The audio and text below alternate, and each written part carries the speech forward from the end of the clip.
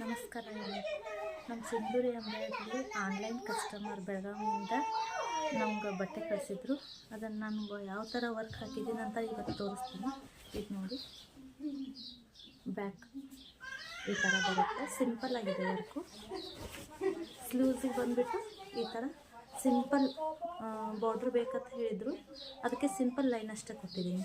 ಅವ್ರದ್ದು ಇನ್ನೊಂದು ಬ್ಲೌಸ್ ಇದೆ, ಅದು ಬೋಟ್ ನೆಕ್ ಬೇಕಂತ ಹೇಳಿದರು. ಅದು ಯಾವ ಥರ ಇದೆ ತೋರಿಸ್ತೀನಿ. ಇದು ನೋಡಿ, ಕಾಣಿಸ್ತಿದೆಯಲ್ಲ, ಬೋಟ್ ನೆಕ್ ಅಷ್ಟೇ ಸಿಂಪಲ್ಲಾಗಿ ಹೇಳಿದ್ದಾರೆ. ಇದು ಬಂದುಬಿಟ್ಟು ಸ್ಲೀವ್ಸ್.